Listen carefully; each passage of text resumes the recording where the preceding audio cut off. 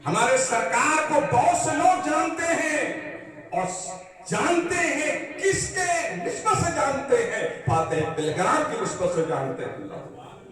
چنانچہ اعلیٰ حضرت کے عرس کے موقع پر ایک مرتبہ جس ہوٹل میں حضرت کا قیام تھا کچھ یمنی علماء بھی اس میں آرام فرما تھے، وہ بھی اس میں سکونت پذیر تھے.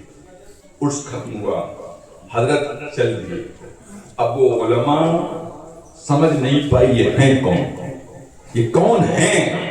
تو جو ان کے مورخ تھے، پہچانوانے والے تھے، تعارف کرانے والے تھے، ان سے پوچھا یہ بڑا عجیب چہرہ، بہت ہی بزرگ معلوم ہوتے، یہ کون تھے؟ تو کہا یہ فاتح بلگرام کے خانوادے کے حضرت مخدوم ملت حضرت اویس ہوئے. کہا یہ پہلے بتانا چاہیے تھا، میں تو جب یمن سے چلا تھا تو دل میں ایک قصد تھا کہ بریلی بھی جاؤں گا اور وہاں کے اور کیا کہتے ہیں بلگرام کے سجدہ نشین سے ملاقات بھی کروں گا. یہ تو بہت حسن اتفاق تھا کہ جس ہوٹل میں میرا قیام تھا اس میں حضرت بھی تھے. کیا ایسی کوئی صورت نکل سکتی ہے کہ حضرت پھر ریورس ہو جائیں اور حضرت سے ملاقات ہو جائے؟ تو بیچارے پھر فون لگائے، کس طریقے سے حضرت سے رابطہ کیا، حضرت واپس گئے. پھر ان لوگوں نے حضرت سے اجازت دیا. سبحان اللہ، یہاں آئے تھے تو ماشاء اللہ اب امام حضرت بتا رہے یہاں بھی آئے تھے. سبحان اللہ، یہ ہے، یہ سب تمہارا کرم ہے آقا. بات اب تک بنی ہوئی ہے. اللہ ہندیوں کو عرب کچھ نہیں سمجھتا ہے، ہندیوں کو عرب کچھ نہیں سمجھتا ہے، مگر ہاں جس میں نبی کا اور علی کا خون دوڑتا ہے، آج عرب بھی اس کی تعظیم و تکریم کرنے کو اپنی ایمان کی ضمانت سمجھتا ہے. تو حضرات میں یہ کہہ رہا تھا کہ حضرت بختیار کاکی کو لے کر آیا سلطان شاہ الدین. کیسے رکھا؟ بہت ہی نرالا انداز ہے. ایک برکھی بنوائی، شاہی برکھی، اور رات میں اپنے محل میں حضرت کو رکھا. رات میں جب نماز وغیرہ سے فارغ ہو جاتا، کھانا وانا کھا لیتا، دائیے آپ بختیار کاکی کی ریش آ رہی تھی، داڑھی کے سبزے اگ رہے تھے، مگر وہ بادشاہ ہو کر پاؤں دباتا تھا. بادشاہ ہو کر ملتان شمس بلا تمش پاؤں دباتا تھا اور روتا تھا، کہتا تھا حضور میری بادشاہت کے ضامن آپ ہیں، میری بادشاہت کے کفیل آپ ہیں. آپ کی دعائیں اگر شامل حال رہیں گی تو میری بادشاہت بھی برقرار رہے گی. جیسا حضور دعا فرمائی. جب تک حضرت سو نہ جاتے بادشاہ ہو کر پاؤں دباتا تھا. بکھی بنوایا، ڈبل اسٹوری کی بکھی بنوایا، اور اوپر حضرت کو بٹھاتا تھا اور نیچے خود بادشاہ بیٹھتا تھا. جہاں حضرت کا پاؤں ہوتا تھا وہاں سلطان شمس الدین التمش کا تاج ہوتا تھا. اللہ دنیا کو تج دیتا تھا. دیکھنے میں تو میں بادشاہ ہوں مگر حقیقت میں حضرت بادشاہ ہے، اور حضرت تو ہمارے بادشاہ مکمل بادشاہ. سبحان اللہ. حضرات تو اب روز بکھی نکلتی تھی، پورے شہر کا جائزہ لیتی تھی. کوئی انصاف کا طالب ہے، کوئی ستایا ہوا ہے، کسی پر ظلم ہوا ہے، سب کی فریاد سنتا تھا. بکھی کھڑی ہوتی تھی، حضرت اوپر بیٹھے رہتے تھے، نیچے بادشاہ. لوگ اپنے اپنے استغاثے پیش کرتے، استدعائیں پیش کرتے، اپنے اپنے معروضات پیش کرتے، اپنے عزایا پیش کرتے، اور سب کا حل پیش کرتا تھا. حسد سے دنیا خالی نہیں ہوئی. حاسدین بہت نکمے ہوتے ہیں، اور حاسد کو سوائے خسارہ کے کبھی منافع نہیں ہوا ہے. تاریخ اٹھا کے دیکھیے، جتنے بھی حسد کرنے والا سب سے پہلا حاسد ہے شیطان. اللہ اکبر. سب سے پہلا حاسد بولو کون ہے؟ شیطان. لہذا قیامت تک جتنے لوگ حسد کریں گے سب کا گرو शैतान है। कहां से सीखा? शैतान से सीखा। लाले दरगाह कर दिया गया। और अल्लाह ताला फरमाता है शैतान तुझको तेरे मुत्तबईन को सबको जहन्नम में डाल देंगे।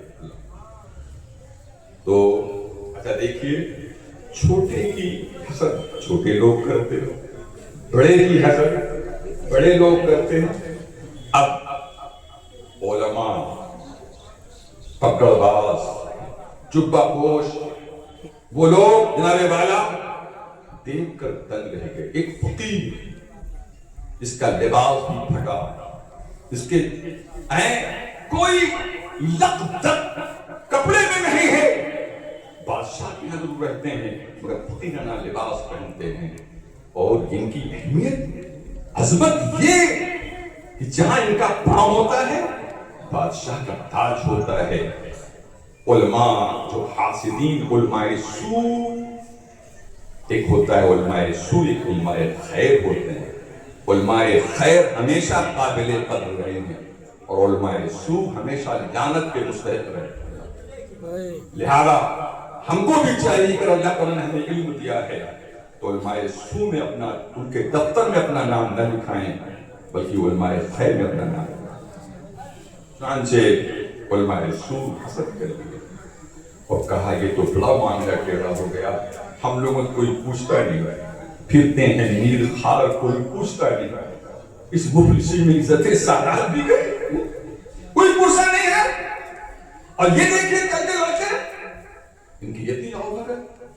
अब उन हासिदीन उलमाए सू ने एक औरत को, जिसको अपनी भी इज्जत की परवाह नहीं, सिर्फ पैसा ही उसका सब कुछ था, उसको इन लोगों ने खरीद लिया और कहा कि सुनो इतना पैसा देंगे, तुम एक काम करो, तुम्हारे पेट में जो हमल है उसकी निस्बत इस खाजा की तरफ, कुतुबुद्दीन बख्तियार काकी की तरफ कर दो, ये पैसा ले लो। और सुल्तान शमसुद्दीन अल-तमश इतना बड़ा मुंसिफ है, जब उसके सामने ये कज़िया पेश होगा तो ततई तौर पर फैसला वो तुम्हारे हक में करेगा। लिहाजा खड़ी हो जाओ चौराहे पर, और जैसे ही बग्घी इधर से गुजरे वैसे भाई है सरकार कहकर उसे फरियाद करें। चुनांचे हस्बे प्रोग्राम वो औरत चौराहे पे खड़ी है, बग्घी गुजर रही है, खड़ी हो गई, दुहाई है, जिल्ले इलाही दुहाई है। सुल्तान शमसुद्दीन अल-तमश ने कहा बग्घी रोको जी, देखो इसका भी कोई कज़िया है, कोई मसला है, पूछा क्या बात है? कहा कहते हुए शर्म आती है, कहा नहीं कहो कैसे क्या बात है? कहा क्या कहूं? कहा नहीं कहो ना। फिर बग्घी क्यों रुपाया है? कहा ये जो ऊपर बैठे हुए हैं ये उन्हीं की कागास्तानी का नतीजा है कि मेरे पेट में ये हम अस्तग़फिरुल्लाह अलयाज़ बिल्लाह। ये दुनिया कितनी बड़ी मक्कार है, कितनी बड़ी फरेबकार है कि अल्लाह वालों को नहीं छोड़ती है। बीमार पड़ जाओ तो दुआएं मांगो मांगो, या खुशहाल हो तो इंसान लगाओ। हमारी दुनिया इसी का नाम है। चुनांचे सुल्तान शमसुद्दीन को खुशी आ गई। हजरत को कहीं जाते भी नहीं, हजरत तो हरदम मेरे साथ रहते हैं, महल में मेरे साथ रहते हैं, पाँव मैं दबाता हूँ, खाना मैं साथ खाता हूँ, कहीं बाहर निकलते नहीं। ये कतई तौर पर टोटल ये गलत कह रही है, झूठ बोल रही है, गलत इल्जाम मेरे बख्तियार पर, मेरे मुर्शिद पर गलत इल्जाम लगा रही है। मगर चूंकि एक मुकदमा है, एक मुंसिफ का कुछ न कुछ तकाजा होता है, कुछ न कुछ तो फैसला करना ही पड़ेगा। अब सुल्तान शमसुद्दीन अल-तमश ने कहा हजरत सुन रहे हैं क्या कह रही है? हजरत ने कहा हाँ सुन। कहा हजरत कुछ आप बोलेंगे? कहा हजरत कुछ आप बोलेंगे? कहा हम तो कुछ नहीं बोलेंगे। तो कहा फिर? कहा जिसने भेजा है वही आके बोलेंगे। हाय हाय, जिसने बोलो भेजा है वही आके बोलेंगे, और अगर वो नहीं आएंगे तो ये रुसवाई भी गवारा। مرشد اگر چاہتا ہے میری عزت اور میری ناموس سلامت رہے، اور میرے بدن پر، میرے کپڑے پر، میرے جسم پر کوئی گناہ کا دھبا نہ آئے تو میرا مرشد آئے۔ اور اگر وہ نہیں چاہتے ہیں یہ دھبا گوارا ہے، اتنا کہنا تھا جو مانگنے کا طریقہ ہے اس طرح مانگو، درے کریم سے بندوں کو کیا نہیں ملتا۔ اللہ اکبر۔ ادھر کہا تھا بختیار کاکی میں، ادھر آنن فانن خواجہ معین الدین چشتی عطائے رسول آ کر چوراہے پر ڈنڈی ٹیکتے ہوئے عصائے مبارک کو ٹیکتے ہوئے آگے کھڑے ہوئے۔ سلطان شمس التمش تیری سواری کیوں کھڑی ہوئی؟ کہا حضور مقدمہ پیش ہو گیا ہے۔ کہا کیا مقدمہ ہے؟ کہا حضور یہ مقدمہ، اس نے یہ مدعی ہے، مدعا علیہ کون ہے؟ کہا آپ کے خلیفہ۔ کہا کیوں جی کیا کہہ رہی ہے؟ پھر اس نے وہی جملے دہرائے۔ حضرت نے کہا میں بتاؤں یہ تیرے پیٹ میں کس کا حمل ہے یا تیرے پیٹ میں جو حمل ہے وہی بتا دے؟ اللہ کا میں بتاؤں کہ اس پیٹ میں جو ہے، میں بتاؤں کہ کیا قضیہ ہے، کون صاف ہے، کون پاکسا ہے، کون غلط بیانی کر رہا ہے، یا جو اس پیٹ میں بچہ ہے، جنین ہے، وہ بولے۔ عورت جانتی تھی کہاں بچہ بولے گا، اس نے کہہ دیا ہاں بچہ بول دے گا تو میں مانوں گی۔ حضرت نے اپنی تنی اپنی عصا کا اشارہ کیا، اے جنین بول تو کس کی اولاد؟ تو وہ جنین بولتا ہے میں اپنے باپ کا صحیح رتبہ ہوں۔ تو کہا یہ پھر میرے بختیار پر اتنا بڑا الزام کیوں عائد کیا ہے؟ کہا میری ماں اس قدر پیسے کی حریص ہے کہ اس کو اپنے پیسے کی چکر میں جو ہے نہ اپنی عزت کا لحاظ ہے نہ اللہ کے ولی کی عزت کا خیال ہے۔ تو معلوم یہ ہوا یہ ہیں جناب اللہ بختیار کاکی اور یہ ہیں ان کے مرشد اللہ۔